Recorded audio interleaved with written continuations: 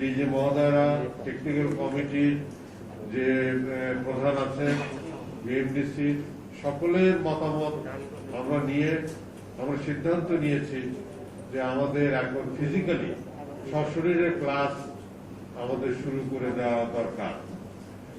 কারণ তা না হলে পরে একটা বড় গ্যাপ পড়ে যাবে। গ্যাপটা পড়লে পরে সেটা শিক্ষা এই চিকিৎসা ব্যবস্থায় গ্যাপ পড়ে যাবে। আমরা ইন্টার্নি ডাক্তার আগামীতে তাহলে পাবো না, যে চিকিৎসা ব্যবস্থায় একটা বিরাট গ্যাপ হয়ে যাবে। এই সমস্ত চিন্তা ভাবনা করেই আমরা আমাদের প্রথম বছর বলেন, দ্বিতীয় বছর এবং পঞ্চম বছর আমরা সশরীরে ক্লাস দিতে যাচ্ছি এবং তার জন্য যা ব্যবস্থা নেওয়া প্রয়োজন সেটা আমরা গ্রহণ করছি। অর্থাৎ আমরা আমাদের শিক্ষকদেরকে টিকা দিয়েছি, সেকেন্ড ডোজ সহ শিক্ষার্থী যারা হবে ছাত্রছাত্রীদেরকে আমরা টিকা দিয়েছি এবং টিকার মাধ্যমে তাদেরকে সুরক্ষিত করার চেষ্টা আমরা করেছি।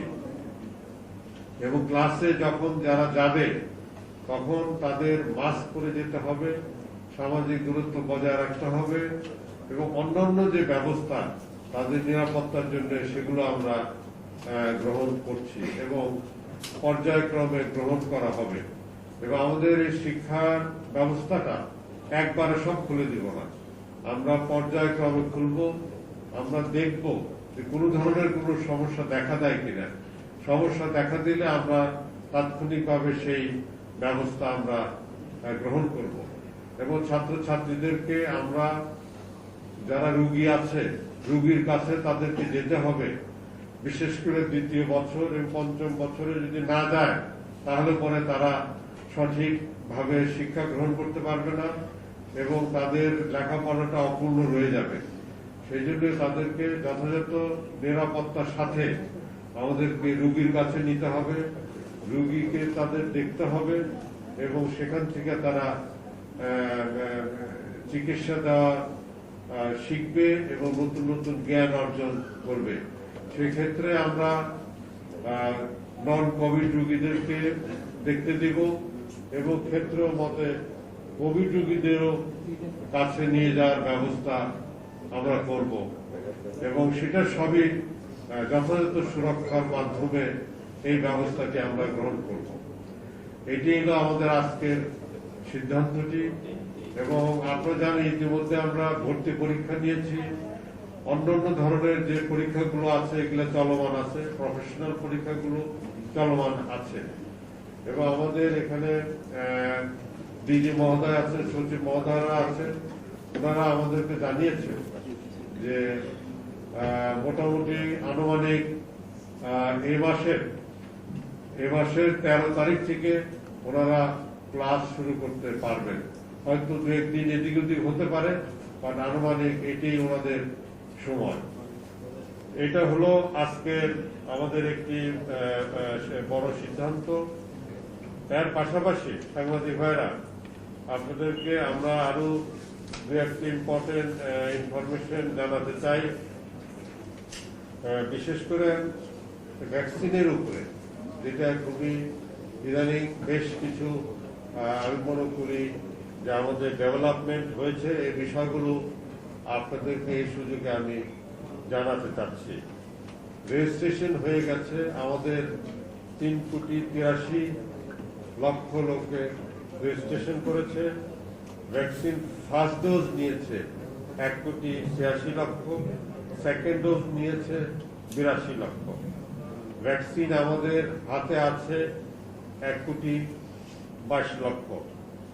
আমরা ইতিমধ্যে আনন্দের সাথে আমরা বলতে চাচ্ছি, অর্ডার দিয়েছি মাননীয় প্রধানমন্ত্রীর নির্দেশনায়। আমরা চায়নাতে অর্ডার দিয়েছি এ পর্যন্ত 7.5 কোটি ভ্যাকসিন। প্রথমে দিয়েছি 1.5 কোটি এবং গত কিছুদিন আগেই আমরা 6 কোটি ভ্যাকসিন এর অর্ডার দিয়েছি এবং আগামী 3 মাসে এই 6 কোটি ভ্যাকসিন চলে আসবে, প্রত্যেক মাসে 2 কোটি করে।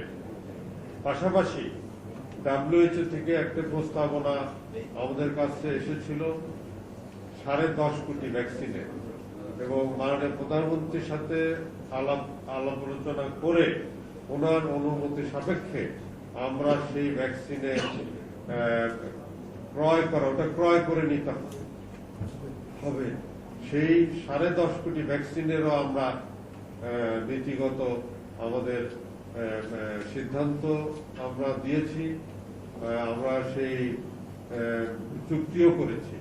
অর্থাৎ গত 10-15 দিনে 16.5 কোটি ভ্যাকসিন বাংলাদেশ ক্রয় করার জন্য সিদ্ধান্ত দিয়েছে।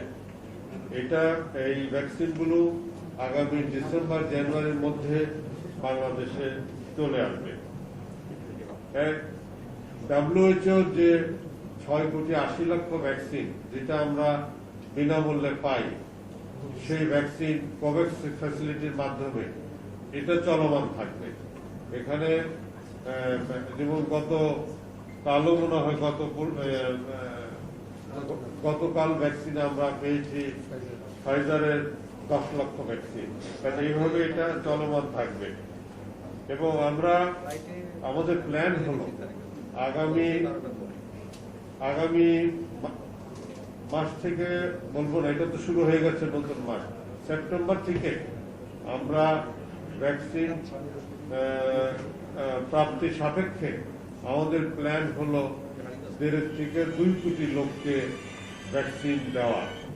আমরা আশা করি ভ্যাকসিন যেভাবে আমরা অর্ডার করেছি এটা পেলে পরে আমাদের জন্য দেওয়া অসুবিধা হবে না।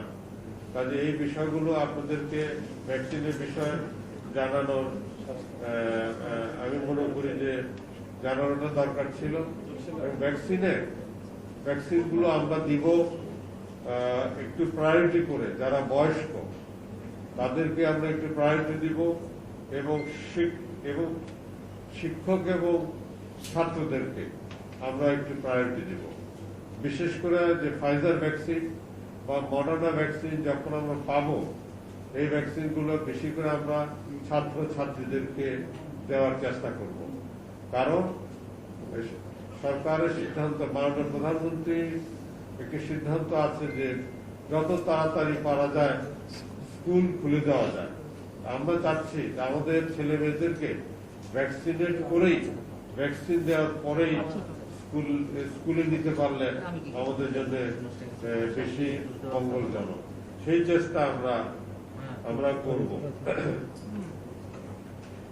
আপনারা জানেন আমাদের কোভিড সিচুয়েশন, বর্তমানে কোভিড পরিস্থিতি কিরকম আপনাদের জানা আছে। আমরা কোভিড সিচুয়েশনে এখন আগের তুলনায় অনেকটা ভালো হয়েছে, ইমপ্রুভ করছে। আমাদের এখানে 11% গতকাল ছিল, এবং যেটা 32% উঠে গিয়েছে।